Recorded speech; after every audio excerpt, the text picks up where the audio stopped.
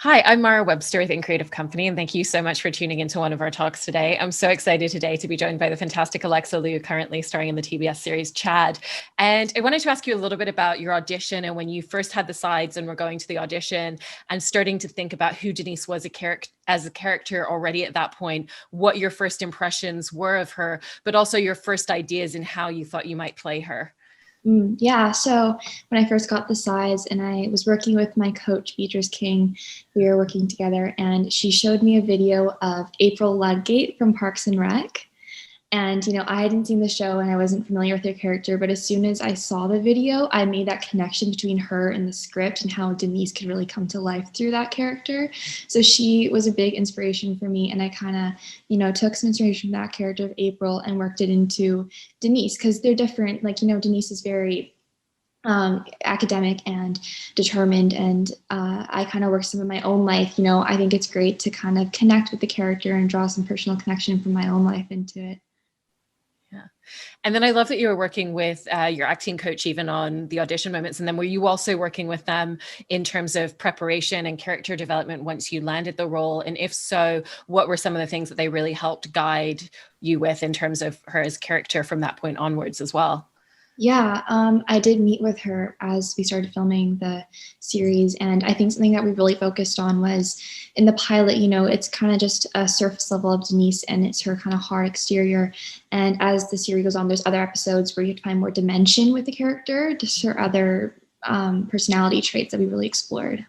Yeah, I think that's fantastic because a lot of people think about acting coaches up until you get the job, but then there's still so much work that happens after that. So I love you sharing that. And then, I wanted to talk about working with Nasim Pedrad, who obviously created the show and plays the titular role of Chad in such a fantastic way. And really just some of the early conversations that you had the opportunity to have with her and how she was able to help you just in terms of knowing, okay, what's the sensibility and what's the tone of this show going to be? Because it is very, very specific. Yeah, when we had the initial table read for the pilot, we were all in LA, and I had never met Naseem before that. And she walks in and she's fully dressed up as Chad.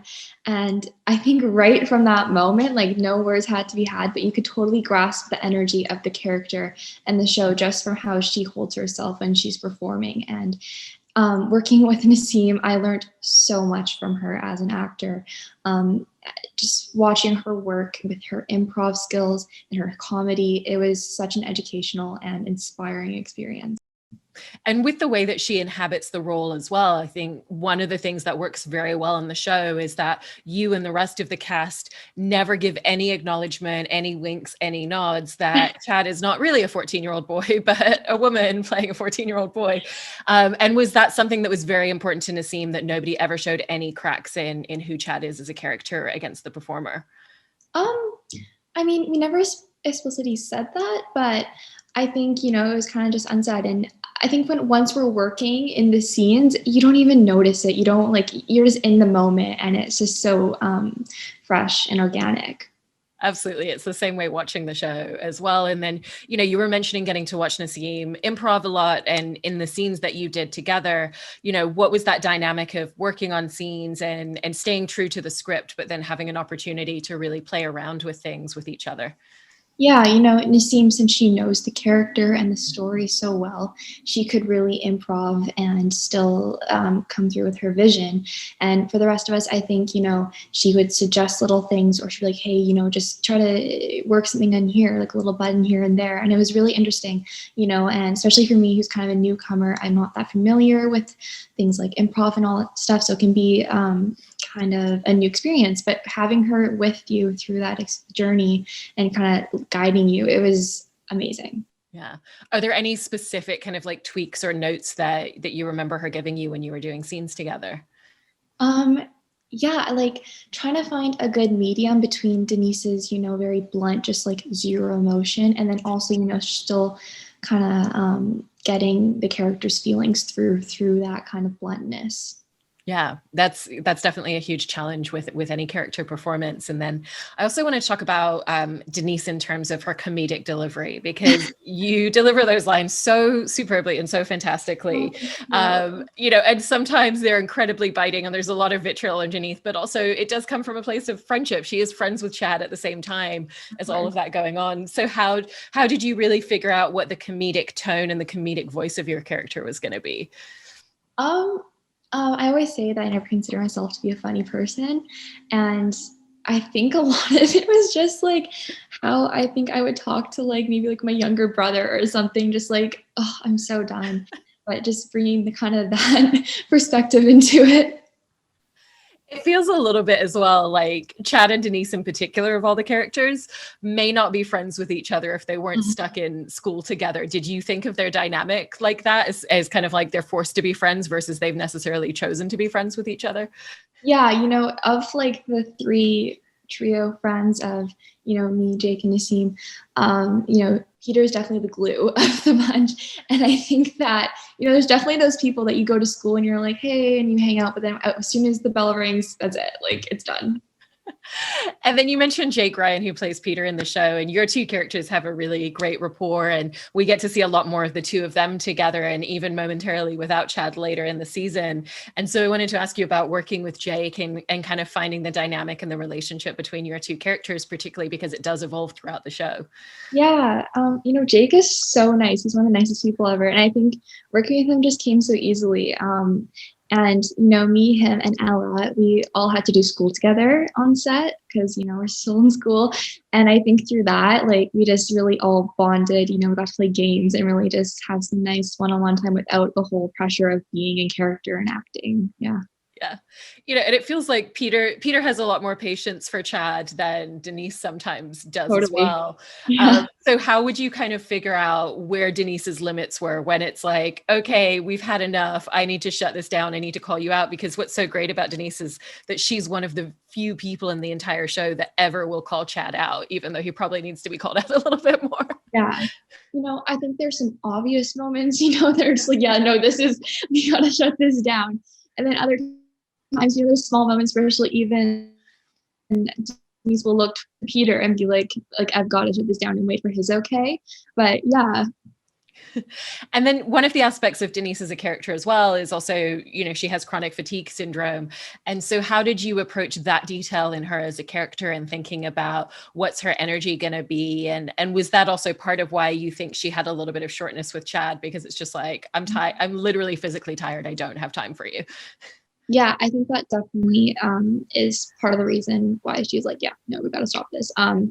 Yeah, and when I was working with the character originally, I had to think about how I would carry myself and how it would affect Denise's character, like you were saying, and I definitely had to do some research into it, and yeah.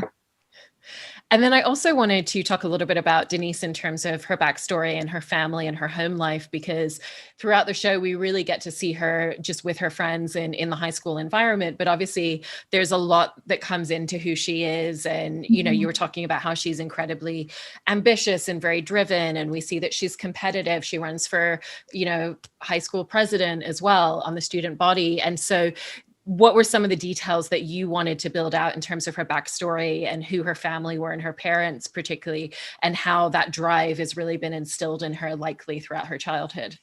Yeah, as far as like Denise's home life, I think I really drew from my own home life, since there isn't like the set home background for Denise in the script. And since she is half Asian like me, I really just got to picture how my upbringing was, I think, and kind of brought that into the character. And I mean, I love school so much and I love education, maybe not to the same extent as Denise. I'm not running for student president or anything, but I definitely have that drive in school where I love it and I want to succeed in all the ways I can. So I brought that in. And I think we all know that person, who's just the highest achiever and will stop at nothing to get what they want. So I think that was definitely some inspiration. When she's running for student president, did you have a chance to talk with Naseem about, okay, this is what we think her platform would be, this is what she would be running on, you know, this is why she wants it, and this is what she wants to give the students, but also kind of like, this is what's going to personally gratify her out of everything that she wants to do with this position if she gets it? Yeah, I think I talked mostly just with my coach and myself about that. And, there was little anecdotes I had for myself thinking like, this is what she would want, just knowing the character so well. Yeah. Yeah. And we see a little bit of her extracurriculars, but did you think of her also as a character that spends a lot of her time outside of her school, studying a lot, taking a lot of extracurricular activities, as well as part of her dynamic? Definitely. I think, she's in all the clubs you could put yourself into and just constantly studying, making sure everything's up to standard. And one of those that we do get the opportunity to see in the show is that she's in Asian Appreciation Society, and then Chad comes along and very quickly tries to completely commandeer and change what this entire club dynamic is. And so when you were filming that episode, how were you thinking about that club and what that space means to her, and what that provides for her in getting to have that community and that space to spend time in?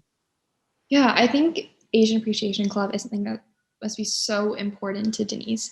And since she's the one running it, I think she takes on all the responsibility. And, when someone like Chad comes in and tries to kind of take that away from her, it's hard for her to let go of the reins a little bit and have fun.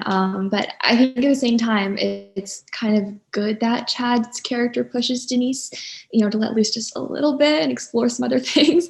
I think both the characters really challenge each other in some good ways and some not so great ways, but yeah. And in that episode, the way that in that particular episode that Chad comes along and challenges Denise to loosen up a little bit is in commandeering everyone into a K-pop performance at a school assembly. And so I wanted to talk a little bit about that episode and that scene in particular, because it was really interesting to see that there's the choreography of what the performance ends up being. And there's two versions of it. There's the version that exists inside Chad's head with like high production values, really sleek choreography. And then there's the version that exists in reality, which is a little bit more uncomfortable. Yeah. And so I wanted to ask about working with the rest of the cast, working with Naseem, and finding both of those two very different performances. Mm-hmm. Yeah, leading up to the episode and filming it, we practiced that routine so many times, just so many days on end practicing it with the choreographer and the rest of the kids. And with the in reality version, we never practiced that at all. We just kind of took what we had known from the original good version, and they're like, okay, now this is the bad version, go ahead. And it means it's a lot easier to dance bad than it is good. So it was really fun. Did you have a choreography team that were working with you on figuring out a lot of that? Yeah, we had a choreographer that was local to Portland, and it was great working with him. And yeah, it was lots of fun. I think that experience filming that episode was definitely one of my favorites. Yeah. And you've been in television shows before, but this is the first time that you've come in as a series regular. And so I wanted to ask about what the difference was and what the dynamic was that really shifted in terms of how you had to think about character and how you had to think about your work with that. Yeah. Like you said, this is my first like big role. And I still felt like a newcomer to the industry, and it was really scary, but I think once I got to Portland and we started filming, just having the rest of the cast was really supportive. And like once I started getting into the character and getting into the scenes, it wasn't that scary. Like you kind of just, like I said, get in the moment and it all just flows. Yeah, it's like the first day at school on the first day of every Totally. School, imagine. Yeah, no, that's perfect analogy. What were some of the things that you felt were slight learning curves for you at the beginning with it being that difference, and with the fact that it wasn't just coming in for a day or a few days to shoot a few scenes, but coming in for that whole time, particularly early on in shooting the pilot in the first few episodes? In the particular way that we shot the series, we kind of jump between episodes. So, like one day we'd be filming from K-pop, and the next day be filming from Sword, and like it would just be kind of back and forth. So I think something I had to adjust to was like, okay, this is the mindset that Denise is in on this particular day in this episode, and having to go from that to maybe a completely different mood the next day. Yeah. And was it also the first time that you'd been working with multiple directors on the same project as well? And if so, how was that experience and getting used to that dynamic and different people coming in each time you got comfortable? Yeah, it was actually really fun, you know, because you get to know the director and their kind of process, and it's really nice to work with some different people and meet all these fantastic, talented individuals. And when you have been on TV shows before where you've either appeared for kind of like an arc or an individual episode, I always think that's such a huge challenge for any actor because you have to arrive on set and everybody else kind of knows what they're doing. They know their dynamic. They even know each other's names and you don't know anybody's name yet when you first arrive. So how do you land on set and really figure out a lot of the details in how you're going to step into that world that's already in existence based on how everybody's working around you? Yeah, it's definitely a different experience, like you said. And I think that just really being sure of yourself and being like, you know what, I know I earned my place here, I belong here, and I'm going to come here and do what I'm meant to do. And I was lucky enough to work with, other people in my situation that were coming in for a single episode or for an arc. And I think really leaning on those people because they're going through the same thing as you, it's really good to build that bond. And then also, everyone and every set I've been on is so welcoming and supportive. So it's hard to feel left out or excluded just because I've been fortunate enough to work with such amazing people. Yeah. And beyond acting as well, you also have been training and continue to train in a lot of different disciplines within dance. And so I just wanted to ask you about, with all of the experience that you have already in dance and all those different disciplines and styles, what are the things that you still look forward to and are excited to continue learning and evolving in your style in that art form? Yeah, as I'm getting older, I think ballet is one of my favorite styles, and I'm trying to, expand and kind of mix different kind of styles together. Like contemporary ballet is something I really, really enjoy, and just refining the little things in my technique and pushing myself just that much further is really exciting. Yeah. And it seems like as you're getting more roles in the industry, that you're also thinking incredibly consciously about what you want to be able to use your voice and your platform for. I know that you very specifically sought out an Asian designer to wear for the premiere of Chad as just one example. And so what has that journey been like as your career begins to evolve and begins to grow and just really figuring out the types of things that you want to be able to use your voice towards? Yeah, I think as I kind of went into this space, I made it clear that I want to, use the small platform that I have to do something good. And like you said, when I started talking with my stylist, Adrienne Sarah, I made it clear I'm like, I really want to, support and show off some Asian designers in my community. And that was something really important to me. And I think I want to continue working with Asian designers and find different platforms to showcase Asian people in any way I can going forward. And then jumping back to your work on the series, what would you say is kind of like the scene or the moment in the show that you're proudest of in terms of your performance and your delivery of character? Um, like I said, I really enjoy the K-pop episode. I think it's really fun. And then I think there's a nice moment in the finale also between Denise and Chaz specifically that I really enjoy, and I think it's a nice moment between them. Yeah, so I'm really excited for people to see that last episode too. I am too, because I also feel like you really get to end the entire show on a really good punchline. So it'll be great when people get the chance to see that. Congratulations on all of your fantastic work on the show. And thank you so much for such a great conversation, Alexa. Thank you so much. This is so much fun.